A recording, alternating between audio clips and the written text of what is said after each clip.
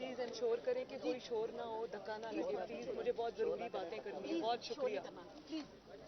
बिस्मिल्लाहिर्रहमानिर्रहीम। आप सबका बहुत बहुत शुक्रिया। आज मैं बड़े दुखी दिल के साथ आपसे मुखातिब हूँ। सबसे पहले तो कल जो मैंने रात को कुछ फितना खान के स्टेटमेंट सुने, जिससे पूरी कौम जो है उसको अफसोस भी है, पूरी कौम ने उस चीज़ का बहुत नोटिस भी लिया है। एक लहर है गुस्से की लोगों, और बिल्कुल होनी चाहिए। तो सबसे पहले तो मैं प्राइम मिनिस्टर ऑफ पाकिस्तान और हुकूमत पाकिस्तान से ये अपील करूंगी कि एक बोर्ड बनाए दिमागी अमराज और नफ्सियाती अमराज के माहिरीन का, स्पेशलिस्ट का, जो इमरान खान का दिमागी मुआयना करें, नफ्सियाती मुआयना करें, क्योंकि उनकी जो उनका दिमागी मर्ज जो है, जो अब पागलपन की आखिरी स्टेज पर है, ऐसे शख्स का पाकिस्तान के अंदर खुलेआम घूमना खतरे से खाली नहीं है, जिसका वो बार बार मुजाहरा कर चुके हैं। मैंने इक़्तिदार की खातिर किसी भी शख्स को कभी इतना डेस्परेट होते नहीं देखा जितनी डेस्परेशन का शिकार ये शख्स है। और वो उस इक़्तिदार के चले जाने पर इतना होशो हवास खो बैठा है, जो इक़्तिदार उसका कभी था ही नहीं। उस कुर्सी के चले जाने पर वो इतना दिल गिरफ्ता है, उसके दिलो दिमाग पर इतनी गहरी चोट लगी है, जो कुर्सी उसकी कभी थी नहीं, जो मैंडेट उसका कभी था ही नहीं। वो मैंडेट उसने जो अवाम से छीना था, वो ही मैंडेट, और उसने गैर आईनी और गैर कानूनी और गैर सियासी तरीके से वो मैंडेट अवाम से छीना था। तो आज वही मैंडेट अवाम ने आईनी तरीके से उससे वापस छीन लिया। तो जिस मैंडेट का वो सोग मना रहे हैं, जिस कुर्सी के सोग में वो हलकान हुए जा रहे हैं, जिस इक़्तिदार के खो जाने पर वो अपनी सुध बुध खो बैठे हैं, वो इक़्तिदार, वो कुर्सी, वो मैंडेट उनका कभी था ही नहीं। वो छीना हुआ मैंडेट था, वो जाली मैंडेट था। और ये पहला शख्स है जो इक़्तिदार के पहले 30 दिनों में बुरी तरह नाकाम हुआ, और इक़्तिदार से निकल जाने के बाद, अपोजिशन में आने के बाद भी ये पहला शख्स है जो बुरी तरह 30 दिन में बेनकाब हुआ और नाकाम हुआ। और उस नाकामी का जो बदला है, आज वो रियासत पाकिस्तान से लेने पर तुला बैठा है। उस नाकामी का मलबा वो आज हमारे मुल्क, मेरे मुल्क, आपके मुल्क पाकिस्तान पर डालने को तैयार है। सबसे पहले उसने कहा कि ये मुल्क 3 टुकड़े में, खुदा न खास्ता 3 टुकड़ों में बट जाएगा।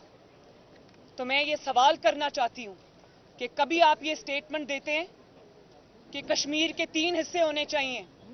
कभी आप ये कहते हैं, आपके मुंह में खाक, कि आप ये कहते हैं कि इस मुल्क के, अल्लाह ना करे, मेरे मुल्क के पाकिस्तान के 3 टुकड़े हो जाएंगे? तो पहले तो मैं आपसे ये पूछती हूँ कि ये जो 3 टुकड़ों वाला थ्योरी आप लेकर फिर रहे हैं, ये आपको किसने दी है? ये किसका एजेंडा है? क्या ये जैक गोल्डस्मिथ का एजेंडा है, या जिस मुल्क से वो बिलोंग करता है, इसराइल, ये उसका एजेंडा है? आज मैं ये कहने पे मजबूर हो गई, मैं साजिशी थ्योरीज पे बिलीव नहीं करती, लेकिन पहले कश्मीर के 3 टुकड़ों का एक शोशा छोड़ा, और आज कह रहे हैं कि खुदा न खास्ता पाकिस्तान के 3 टुकड़े हो जाएंगे। आपको ये भी पता है कि पाकिस्तान को कितनी कुर्बानियां देकर लोगों ने आजाद कराया था? आज आपने उन सब कुर्बानियों की तौहीन की है।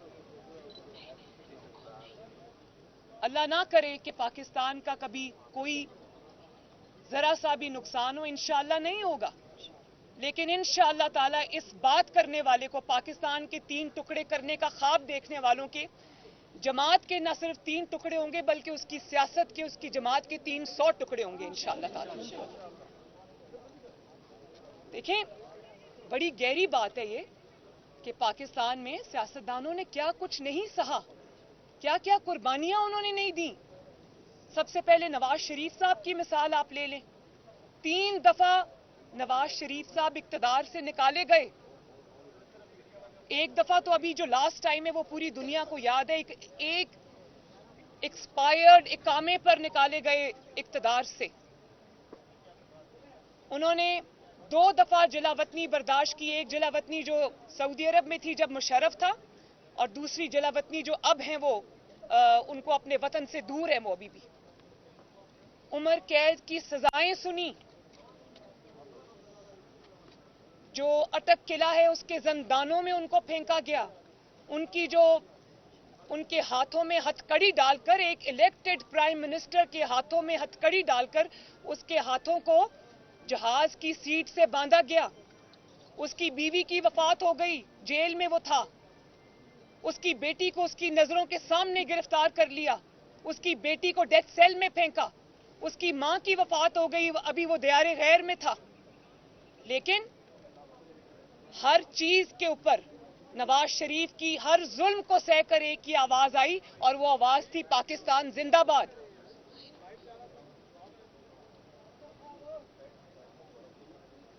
پیپلز پارٹی پہ آپ آ جائیں. ذوالفقار علی بھٹو شہید ہوئے. بے نظیر بھٹو اپنی جان سے گئیں, ان کی شہادت ہوئی. لیکن کیا آواز آئی؟ پاکستان کھپے.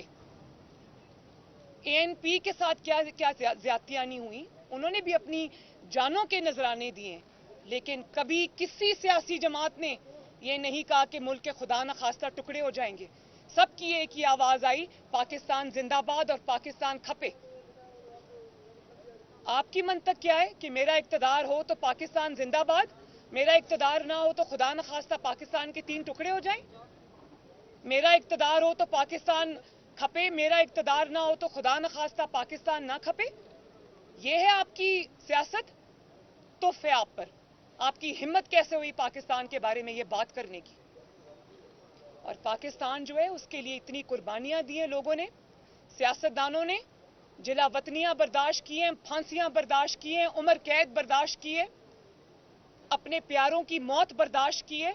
ان کی کھالیں ادھیڑی گئیں, ان کو زندانوں میں پھینکا گیا, ان کی چمڑیاں ادھیڑی گئیں, ان کے سامنے ان کے بچوں کو گرفتار کیا گیا. لیکن کیا آواز آئی؟ پاکستان زندہ باد. کیونکہ وہ جد و جہد جو تھی وہ پاکستان کے لیے تھی, اپنی ذات کے لیے, اپنی کرسی کے لیے نہیں تھی. اور ابھی تو عمران خان صاحب کو تو ہاتھ ہی نہیں لگے. وہ پرائم منسٹر ہاؤس سے سیدھا اپنا سامان اٹھا کر بنی گالا پہنچ گئے. ان کو تو کسی نے کچھ کہا ہی نہیں ہے. اور ابھی جس کو اپنے آپ کو جو انقلابی لیڈر, جہادی لیڈر کہہ رہا تھا, وہ اب ضمانتی لیڈر ہے. ابھی مجھے کورٹ میں اطلاع ملی ہے کہ ان کو راہداری ضمانت مل گئی ہے.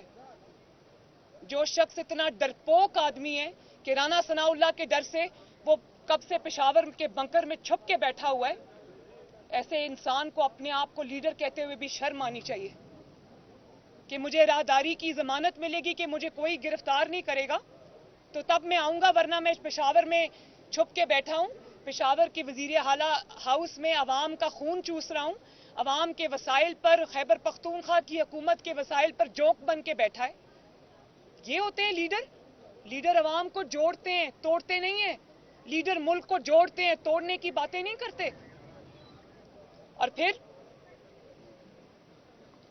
آپ نے کہا کہ جو پاکستان کا ایٹامک پروگرام ہے, ایٹمی پروگرام ہے, اس کو ڈی نیوکلرائز کرنے کی بات کی, اس کے رول بیک کی بات کی. اور یہ میں آپ کو بتا دوں کہ یہ بات انہوں نے آج پہلی مرتبہ نہیں کی. یہ انہوں نے اقتدار میں رہتے ہوئے 21 جون 2021 میں کو پرائم منسٹر ہاؤس میں HBO کے جو نمائندہ تھا جوناتھن, اس کو انٹرویو دیتے ہوئے کہی کہ میں سمجھتا ہوں کہ پاکستان کو ایٹامک پروگرام کی ضرورت نہیں ہے. اور آج جب آپ کا اقتدار چلا گیا تو آپ نے ڈی نیوکلرائزیشن کی باتیں شروع کر دی. بھئی سب سے پہلے تو مجھے یہ بتائیں کہ عمران خان کا کیا حق ہے کہ وہ پاکستان کے ایٹامک پروگرام کی بات کرے؟ اس کی کیا کنٹریبیوشن ہے اس ایٹامک پروگرام کے اندر؟ جب وہ ایٹامک پروگرام کا پاکستان کو ایٹمی طاقت بنانے کا خواب ذوالفقار علی بھٹو نے دیکھا تھا. جب انہوں نے وہ ارادہ کیا تو عمران خان بیرون ملک عیاشی کر رہا تھا. اور اس کے بعد جب نواز شریف نے 98 میں وہ دھماکے کیے اور پاکستان کو رہتی دنیا تک اللہ تعالیٰ کے فضل و کرم سے ایٹامک پاور بنا دیا, ایٹمی طاقت بنا دیا, تو تب بھی عمران خان بیرون ملک عیاشی کر رہا تھا. اچانک ایک دن سو کے اٹھے ہوں گے برطانیہ میں تو پتا چلا ہوگا کہ پاکستان جو ہے وہ ایٹمی طاقت بن گیا ہے. آپ کو کس نے حق دیا ہے کہ جس ایٹمی پاکستان کے لیے سیاستدانوں نے قربانی دی, ذوالفقار علی بھٹو نے قربانی دی, اس کی قیمت سیاسی چکائی, نواز شریف نے قربانی دی, اس کی سیاسی قیمت چکائی, اور اس کے بعد افواج پاکستان نے قربانیاں دیں, پاکستان کے سائنٹسٹ نے قربانیاں دیں. آپ کو کس نے حق دیا ہے کہ آپ اس ایٹامک پروگرام کے بارے میں آج زبان بھی کھولیں, اپنی گندی زبان سے پاکستان کا اور ایٹامک پروگرام کا نام بھی لیں؟ اور پھر کہا کہ فوج صحیح فیصلے کرے ورنہ خدا نخواستہ پاکستان کی فوج تباہ ہو جائے گی. آپ کی ہمت کیسے ہوئی یہ بات کرنے کی؟ ہم نے بھی افواج پاکستان پہ تنقید کی ہے, لیکن صرف تنقید مثبت کی ہے, اس لیے کی ہے کہ اگر کوئی لائن کراس ہو رہی تھی تو اس کی نشاندہی کی ہے تاکہ ان پر انگلیاں نہ اٹھیں. اپنے اقتدار کے لیے نہیں کی, اپنی ذات کے لیے نہیں کی, بلکہ اپنی ذات کو مصیبتوں مشکلوں میں ڈال کر وہ ایک سمت درست کرنے کے لیے کی ہے. اور آپ ان کو کہہ رہے ہیں صحیح فیصلے کریں ورنہ آپ تباہ ہو جائیں گے. صحیح فیصلے آپ کی نظر میں کیا ہے؟ کیا آر ٹی ایس بٹھائیں گے تو ٹھیک بات ہے؟ کیا ہے صحیح فیصلے آپ کی نظر میں؟ آر ٹی ایس بٹھانا صحیح فیصلہ ہے؟ آپ اپنے علاوہ پورے پاکستان کو جیل میں ڈال دینا صحیح فیصلہ ہے؟ مخالفین سے انتقام لینا صحیح فیصلہ ہے؟ آپ کے اقتدار کو دوام دینا صحیح فیصلہ ہے؟ آپ کے مخالفین کو مارنا صحیح فیصلہ ہے؟ آپ اکانومی کی, پاکستان کی معیشت کی, غریبوں کی, ہر چیز کی آپ تباہی کریں, اس پہ خاموشی اختیار کرنا صحیح فیصلہ ہے؟ آپ پاکستان کو پوری دنیا کے ممالک سے لڑا دیں اپنی بے وقوفیوں کی وجہ سے اور اپنی نالائکی کی وجہ سے, اور اس پہ چپ سادھ لینا صحیح فیصلہ ہے؟ یا اگلے الیکشن کی جو آپ دھاندلی کا پروگرام بنا رہے تھے اور اس پہ جو آپ نے ادارے پہ جو خطرناک حملے کیے اس پہ چپ سادھ لینا صحیح فیصلہ ہے؟ اور وہ آئین کا ساتھ دے رہے ہیں تو وہ غلط فیصلہ ہے, عمران خان کا ساتھ دیں تو وہ صحیح فیصلہ ہے؟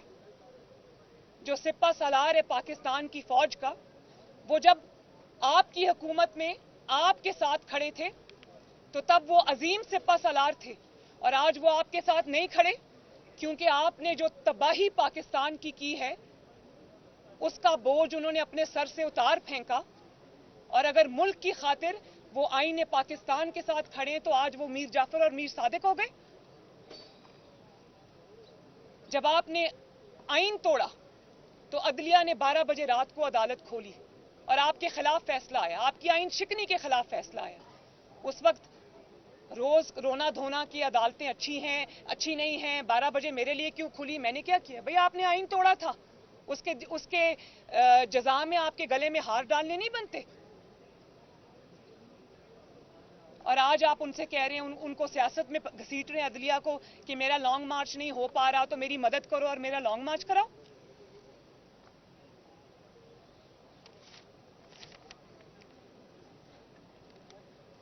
میں آپ کو یہ کہہ دینا چاہتی ہوں کہ پاکستان کی افواج پاکستان کے آئین کی, پاکستان کی سرحدوں کی رکھوالی ہیں. اور اگر آپ نے اپنی گندی سیاست کی خاطر, اپنی کرسی کی ہوس کی خاطر اگر آپ نے ان کو سیاست میں گھسیٹنے کی کوشش کی یا آپ نے ان پر اٹیک کیا تو آپ کو سب سے پہلے ان محب وطن پاکستانیوں سے نپٹنا ہوگا. جو شہیدوں نے خون بہایا ہے, جو غازیوں نے خون بہایا ہے, پاکستان کے افواج کے بیٹوں نے خون بہایا ہے, اور جو پاکستان کی لا انفورسمنٹ ایجنسیز کے اہلکاروں نے اپنا خون دیا, ہم اس کو تمہاری گندی سیاست کی نظر نہیں ہونے دیں گے.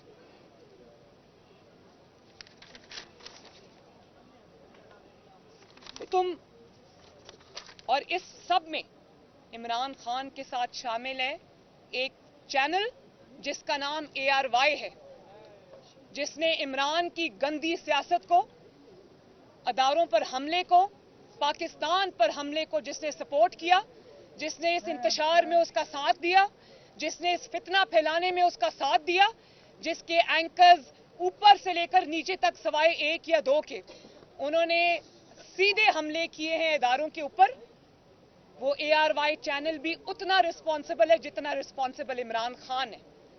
तो पाकिस्तान को अपनी सफों में खड़े दुश्मनों को पहचानना चाहिए। और आपके फितने से बचा कौन है? मुझे सिर्फ आप ये बात बताएं कि कोई एक ऐसा शख्स मुझे बता दें जिसके साथ इमरान खान ने वफा की हो, जिसके साथ इमरान खान ने कोई ताल्लुक निभाया हो, जिसको इमरान खान ने धोखा ना दिया हो। आप उनके वालिदैन से शुरू हो जाएं, उनकी बीवियों से शुरू हो जाएं, उनके बच्चों से शुरू हो जाएं, उनके दोस्तों से शुरू हो जाएं, उनके मोहसिनों से शुरू हो जाएं, एस्टैब्लिशमेंट से शुरू हो जाएं, अदलिया से शुरू हो जाएं।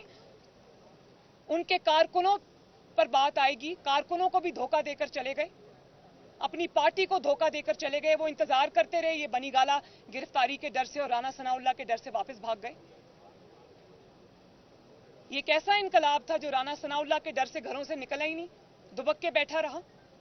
खुशी है मुझे कि आवाम ने इस फितने और फसाद और इंतशार को पहचान लिया। कोई ऐसा शख्स है, दुनिया में ऐसा शख्स नहीं होगा जो आपके धोखे से महफूज होगा, जिसको आपने धोखा नहीं दिया। 35 पंक्चर से आप शुरू हो जाएं, 1 करोड़ नौकरियों की बात होगी, 50 लाख घरों की बात होगी, 3 दिन में, 9 दिन में, 12 दिन में, 3 साल में पाकिस्तान में तब्दीली लाने की बात होगी। लॉन्ग मार्च, फेल्ड लॉन्ग मार्च की बात होगी कि मेरा जहाद है, मैं निकल रहा हूं। वो लोगों ने देखा वो जहाद हेलीकॉप्टर में लटका हुआ था इतनी देर। तो कौन है जो आपके धोखे से, आपके शर से बचा है पाकिस्तान के अंदर? कोई नहीं है। और अब आपने अपनी तोपों का रुख जो है वो पाकिस्तान की तरफ कर लिया, पाकिस्तान के एटॉमिक प्रोग्राम की तरफ कर लिया, पाकिस्तान की जो है वो सालमियत की तरफ कर लिया, पाकिस्तान की अफवाज के ऊपर और पाकिस्तान के इदारों के ऊपर कर लिया। कल पढ़े जरा जो डिसेंट नोट आया है जस्टिस याहिया आफरीदी का, उन्होंने आपका कच्चा चट्टा खोल के रख दिया और उन्होंने बहुत सारे लोगों को आईना दिखाया है। वो आपके खिलाफ वो डिसेंट नोट नहीं है, वो आपके खिलाफ चार्जशीट है कि हां आपने अदालत उज़्मा की हुक्म अदूली की, आपने उसके ऑर्डर्स की वायलेशन की, आप खुद जानते बूझते आप डी चौक में अपने कारकुनों को सुप्रीम कोर्ट के मना करने के बावजूद डी चौक में अपने कारकुनों को पहुंचने की हिदायत देते रहे मुसलसल, मीडिया पे सब दिखाए, उसके लिए किसी सबूत की जरूरत नहीं है। जस्टिस याहिया आफरीदी ने कहा कि सबूत, एम्पल एविडेंस मौजूद है कि ये सारा शर आपका फैलाया हुआ है। और मैंने कभी नहीं देखा कि किसी ने अपनी ज़हनी बीमार ने, किसी ने अपना बदला जो है वो इस तरह से आग लगा कर लिया हो, पाकिस्तान को आग लगा कर लिया हो कि मेरी हुकूमत नहीं है तो मेरा घर जल जाएगा, पाकिस्तान को आग लग जाएगी, अल्लाह ना करे। मैंने कभी नहीं देखा कि किसी सियासी जमात ने ये दरख्त जलाए हों, किसी ने ग्रीन बेल्ट्स को आग लगाई हो। इतनी तकलीफ है आपको इक्तदार खो जाने की? तो हमने तो कई दफा इक्तदार खोया, अल्लाह ताला के अवाम ने फिर इक्तदार दिया। आपकी क्या सियासी जिद्दोजहद है? आपको तो पता ही नहीं सियासत कहते किसको है, जिद्दोजहद कहते किसको है। आपकी सारी सियासत तखरीबकारी है और इस तखरीबकारी का रास्ता पूरी कौम को मिलकर रोकना होगा, वरना ये तखरीबकारी पाकिस्तान को खुदा न खास्ता खराब और तबाह और बर्बाद करके रख देगी। जो शख्स इक्तदार में रहते हुए पाकिस्तान की तबाही था, बर्बादी था, और अचानक आज उनको याद आ गया, 4 साल के बाद नींद खुल गई, 4 साल के बाद अचानक होश आ गया कि जी डॉलर ऊपर चला गया है, आलू प्याज टमाटर के रेट बढ़ गए हैं। ये वही शख्स है जो जिसके पास इक्तदार था, कुर्सी थी, ताकत थी, एक पेज की ताकत थी, हर इदारा इसके साथ खड़ा था। इसको किसी सुप्रीम कोर्ट ने इसके बारे में सो मोटो नोटिस नहीं लिया, इसको किसी ने डिस्टर्ब नहीं किया, इसके पास फुल अथॉरिटी भी थी, इख्तियार भी था, वक्त भी था और वो पीस ऑफ माइंड भी था कि अगर ये चाहता तो कौम की तकदीर बदल सकता था। लेकिन اس وقت کیا بات ہوتی تھی؟ ڈالر ایک یہ واحد شخص ہے 75 سال میں جس اکیلے کے 3.5 سال میں ڈالر جو ہے وہ 80 روپے تک پہنچ گیا، یعنی کہ 80 روپے اس کی قیمت بڑھ گئی اور روپے کی قیمت گر گئی. اور آج آپ کو روپے کی قیمت یاد آ رہی ہے کہ جب روپے کی قیمت بڑھتی ہے تو مہنگائی ہوتی ہے، پاکستان تباہ ہوتا ہے. اور اپنے دور حکومت میں جب آپ اختیار میں تھے، اقتدار میں تھے، اس وقت آپ کیا کہتے تھے کہ او ہو میں تو صبح بنی گالا میں سو کے اٹھا تو مجھے پتا چلا، ٹی وی سے پتا چلا کہ ڈالر کی قیمت بڑھ گئی. اس وقت آپ کہتے تھے کہ میں یہاں پر آلو پیاز ٹماٹر کے ریٹ پتہ کرنے نہیں آیا. تو آج آپ کو اچانک آلو پیاز ٹماٹر کے ریٹ یاد آ گئے؟ آج آپ کو لوڈ شیڈنگ یاد آ گئی ہے؟ تو قوم کو یہ بتاؤ کہ لوڈ شیڈنگ آج تمہاری وجہ سے. پی ایم ایل این وہ حکومت ہے جس نے 22 گھنٹے کی لوڈ شیڈنگ کو اللہ تعالیٰ کی فضل و کرم سے 2-3 سال میں زیرو لوڈ شیڈنگ پہ لے آئی. نئے منصوبے لگائے. لوگوں کو بتاؤ کہ وہ جو ہائیڈل پہ اور کوئلے سے چلنے والے پاکستان کے اندر جو وسائل ہیں ان سے چلنے والے جتنے سی پیک کے پروجیکٹس تھے 3000 میگا واٹس کے، وہ تم نے بند کر دیے کیونکہ تمہیں کسی کے کہنے پہ سی پیک کے پروجیکٹس کو تمہیں بند کرنا تھا. تم کسی ایجنڈا پہ تھے. اور اس کے بعد تم نے ٹائم پر ایل این جی نہیں منگوائی. تم نے آئی پی پیز کو پیمنٹس نہیں کی جس کے وجہ سے آج پاکستان میں اتنی بری لوڈ شیڈنگ ہے. ہم اس کو ٹھیک کرنے کی کوشش کر رہے ہیں لیکن اس کو وقت لگے گا. پاکستان کے پاس پیسے نہیں ہیں. وہ سارے پیسے جو ہے نا وہ فراگوگی سے جو بنی گالا تک سیدھی مال گاڑی چلتی تھی نا اس کے بند ہونے کی تکلیف ہے آج عمران خان کو کہ وہ جو مفت کی پیسہ لگا ہوا تھا وہ بند ہو گیا. آج اقتدار جانے کی تکلیف ہے آپ کو. تو یہ جو لمبے پریسز آپ کرتے ہیں، پریس کانفرنسز کرتے ہیں، تقریریں کرتے ہیں جس میں عوام کے اچانک مسائل آپ کو یاد آ گئے ان کی نشاندہی کرتے ہیں، تو اس کی آخر میں یہ بھی بتایا کرے لوگوں کو کہ ان تمام مسائل کا جو جڑ ہے اس کا نام ہے عمران خان. یہ تمام مسائل جن کا آج میں ذکر کر رہا ہوں ان سب کا ذمہ دار ہے عمران خان. وہ بھی بتایا کرے ذرا لوگوں کو.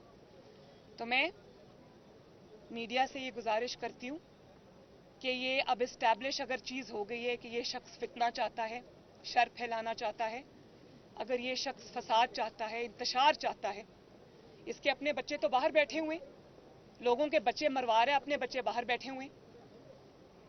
یا تو کہو لوگوں کو کہتا ہے تمہارے بچے باہر ہیں، اس کے اپنے بچے باہر بیٹھے ہوئے ہیں. مجھے یہ بتاؤ کہ لوگوں کے بچے باہر ہیں تو اس کے بچے کیا فیصل آباد میں یا میاں والی میں فصلیں لگا رہے ہیں؟ اس کے لوگوں کے بچے مر رہے ہیں، لوگوں کو یہ فساد کے نام پر جہاد کا سبق دے رہے اور اپنے بچے باہر بٹھا کے رکھے ہوئے ہیں. لوگوں کے بچے فالتو آئے ہوئے ہیں. عوام کے بچے ان کے بچے نہیں ہیں، ان کے کوئی ماں باپ نہیں ہیں، ان کے کوئی رشتہ دار نہیں ہیں. میں تو نواز شریف کی بیٹی ہوں، میں ڈیتھ سیل میں رہ کے آئی ہوں، میں اڈیالہ جیل میں رہ کے آئی ہوں. میں نے 5 سال عمران کے اقتدار کا اس کے انتقام کا سامنا کیا. لاؤ اپنے بچے ذرا. تمہیں تو ابھی ہاتھ بھی نہیں لگے، ابھی تو قانون حرکت میں نہیں آیا تمہارے، تم تو ابھی تک لاڈلے ہو. تو میں میڈیا سے بھی یہ گزارش کروں گی کہ خدا را ایک ذہنی مریض، نفسیاتی مریض کے جو تقریریں ہیں، پاکستانی قوم کو جو ڈیوائیڈ کرنے کی کوشش ہے، اینارکی پھیلانے کی کوشش ہے، انتشار پھیلانے کی کوشش ہے، فتنہ پھیلانے کی کوشش ہے، برائے مہربانی ان تقریروں کو دکھانے سے اجتناب کریں. اور پھر میں پاکستان کے تمام دانشوروں کو، اوپینین میکرز کو، اوپینین لیڈرز کو، خواتین کو، حضرات کو، انٹلیکچوئلز کو، پاکستان کے اسٹوڈنٹس کو یہ بات آج کہنا چاہتی ہوں، اسپیشلی پاکستان کی ینگر جنریشن کو، چاہے وہ تحریک انصاف کے سپورٹرز ہوں یا وہ کسی بھی سیاسی جماعت کے سپورٹرز ہوں. میرے ساتھ کھڑے مت ہوں، کسی سیاسی جماعت کے ساتھ کھڑے مت ہوں. خدا را پاکستان کے ساتھ کھڑے ہو جائیں. بھلے میری سپورٹ نہ کریں، گورنمنٹ کی سپورٹ نہ کریں، پاکستان کے لیے کھڑے ہو جائیں. یہ موقع ہے کہ ہم سب کو اپنے ملک کو بچانا ہے اس فتنے سے، اس شر سے. اور اگر خدا نخواستہ ہم نے یہ موقع لوز کر دیا تو مشکلات ہو جائیں گی پھر. جی نیب کے چیئرمین کی مدت ختم ہو رہی ہے اور پہلے بھی آپ نے نیب کا چیئرمین لگایا تھا اور بعد میں آپ بہت پچھتاتے رہے، تو اس بار کیا احتیاطی تدابیر کریں گی نئے نیب کے چیئرمین کی تقرری؟ دیکھیں میں تو نہیں پچھتائی، جس نے ظلم کیا پچھتا تو وہ رہا ہے. آج ان کو اپنی فیس سیونگ کی فکر ہے، ان کو سیف ایگزٹ کی فکر ہے. مجھے تو کوئی فکر نہیں، میں تو آپ کے سامنے کھڑی ہوں. مجھے کوئی فکر نہیں ہے، مجھے کوئی پچھتاوا نہیں ہے. یہ جتنا انہوں نے 4 سال میں اپنے آپ کو ایکسپوز کیا ہے اور 4 साल में इक़्तिदार से निकलने के बाद जितना इमरान खान को बोलने का मौका मिला है, कौम को पता चल गया है कि इसके दिल में और इसकी ज़बान पे क्या गलाजत है। हाथ में तस्बीह है, मुंह में गलाजत है, मुंह खोलता है तो गलाजत टपकती है। तो जो इमरान खान ने जिसको मोहरा बना के यूज़ किया अपने सियासी मुखालिफिन के लिए, पछताना उनको चाहिए। मैं बिल्कुल नहीं पछता रही, मैं तो अल्लाह ताला के फजलो करम से सुरखरू होकर आपके सामने खड़ी हूँ। 4 साल से मैं इस अदालत में आ रही, मुझे कोई पछतावा नहीं है, बिल्कुल नहीं है। लेकिन एक अल्लाह ताला का शुक्र है कि पहचान हो गई गलत और सही की। जी मैम, ये बताइएगा कि पाकिस्तान यहाँ इस्लामाबाद हाई कोर्ट के एक जज हैं जिन्होंने ये इंकशाफ किया कि उन्हें ISI के लोगों ने मिलकर कहा कि इस तरह के फैसले दें, इस तरह के फैसले दें, और पहली दफ़ा हिस्ट्री में किसी जज को समरी ट्रायल के जरिए घर भेज दिया गया। मैं जस्टिस शौकत सिद्दीकी साहब मुझे पता है उनकी अपील में अब हुकूमत जो है वो उनके खिलाफ क्योंकि वो पेश होगी, तो अब मौजूदा हुकूमत क्या उनके खिलाफ वहाँ अटॉर्नी जनरल को पेश करेगी? मैं हुकूमत से ज़रूर बात करूंगी। जस्टिस शौकत अजीज सिद्दीकी के साथ नाइंसाफ़ी हुई है, उनको इंसाफ मिलना चाहिए, और इंसाफ देने से इज्जत बढ़ती है, इज्जत में कमी नहीं आती। इंसाफ ना देने से इज्जत में कमी आती है। जी ये बताइएगा कि आपने खबर दी है और ये इत्तलात मौजूद हैं कि तहरीक इंसाफ में डिफेक्शन आने वाला है। जो पहले केस थी, मैंने आपकी ट्वीट पढ़ी थी आज। इत्तेमाद से पहले डिफेक्शन आने वाला है, इत्तलात है मौजूद है। तो सवाल मेरा आपसे ये है कि आपकी जमात के साथ तो PTI के जो बड़े नाम हैं, वो नाम बड़े हैं इस मरतबा, वो राब्ते में है, हाँ या ना में तस्दीक कर सकती है? जी राब्ते में है, मैं गलत बयानी नहीं कर सकती।